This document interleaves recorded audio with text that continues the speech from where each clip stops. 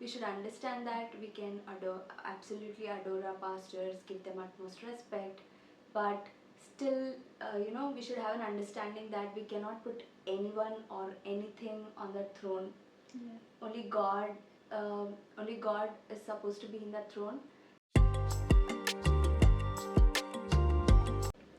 Now here's a question. Who was the young man that fell asleep during Paul's preaching and fell down from a window? I know the incident, but I don't know the name. Yeah. Eutychus. You're right, he's Eutychus.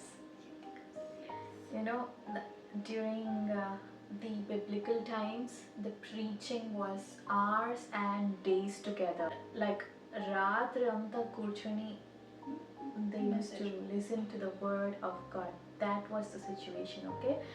Situation analyzed his koni. So read, go through the scripture, then you will understand that how, no matter how tired their bodies are, they were still actually making efforts to sit, to be present, and listen to the word of God. Okay, it happens. So in today's scenario, if we see most of us Christians, we want to listen to the word of God just for a particular period of time. Yes. And if it exceeds, we are impatient. Yeah, we are impatient.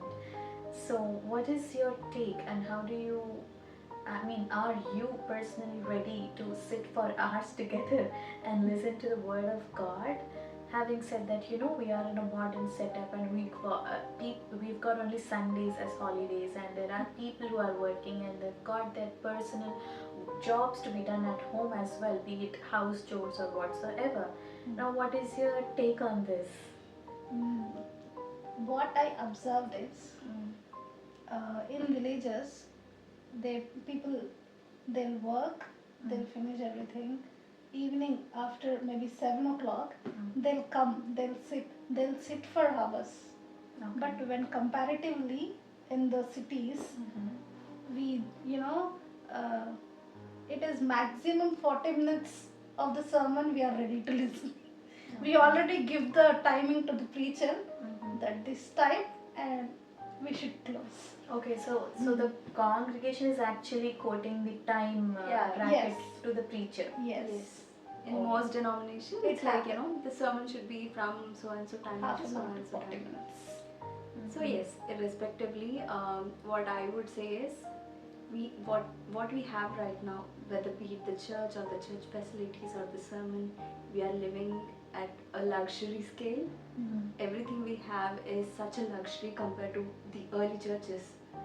So I think we should understand it. That is the importance of Book of Acts as well. It tells the history. When we look from where we have come, we would value what we have already now. So yes, it's better to learn about the early church and how difficult it was for them. They were being persecuted. They were moving like different cities just to listen to the word. And now we have word is access on the entire Bible now. Yes. We have the Bible, we have the sermons on our phone. It is such a luxury, and I would only say one thing: don't take that for granted. Yes. We have so much, maybe not so much time, but the time we spend scrolling, maybe we would, if we spend like a couple of reels, we would learn something new. So yes, it's easier now. It's such a great opportunity. Yes, it's very much accessible. We shouldn't take that for granted. Yeah. It's better to give our time to God. Maybe not most of it, but maybe not all of it, but most of it. So yes. And I want to add something. Basically, the 7th day, which is called the Sabbath, it is a rest day. So generally we have to give a whole day to God or resting ourselves, right? But what we do is we work on the day also. We go for work, we do all other stuff, but it's good that we give the particular date to be submitted for God. We honor God that way. Okay. Okay, fine.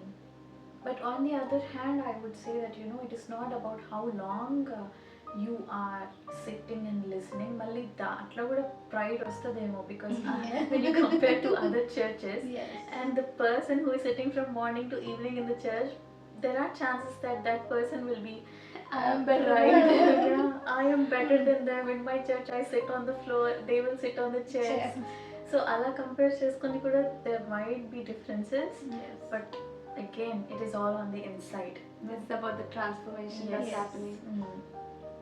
How much ever we listen, we should take it and we should follow that. Yeah. Okay. I hope you understood. Yes. Okay. So next one is, what did Paul and Barnabas tell to strengthen the believers?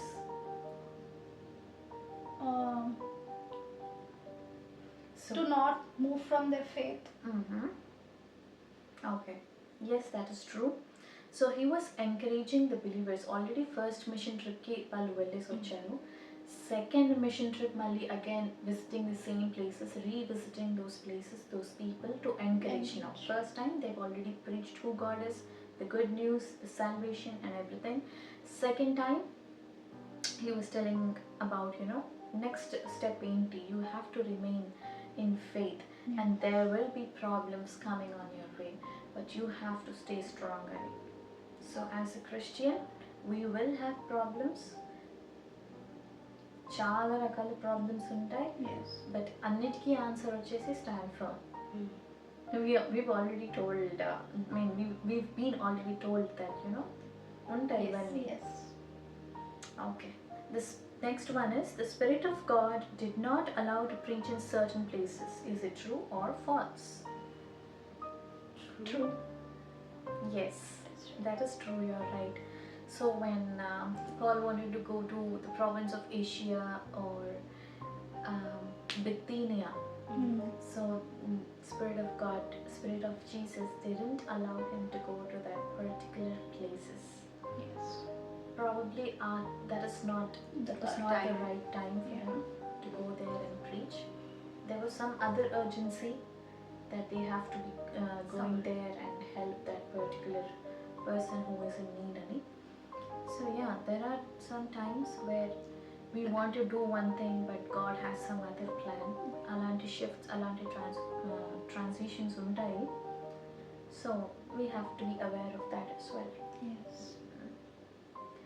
So we know that Paul and Silas were in jail. Do you know the reason why they were in jail?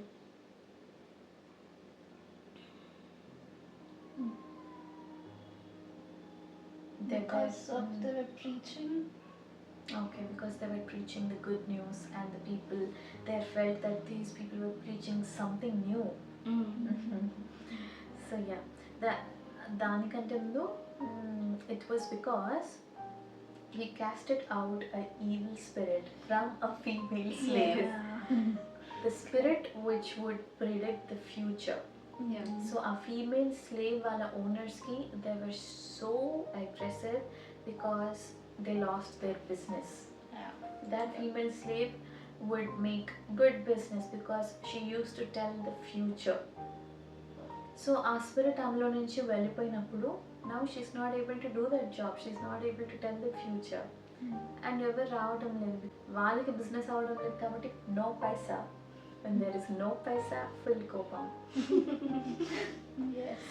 So our reason valla the city, the marketplace was in uproar, and వాళ్ళని జైల్లో వేశారు.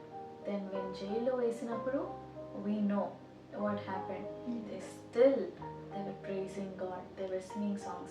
When I read that particular thing, I question myself. Imagine if I was in that situation, what would I do? Other than blaming or praising.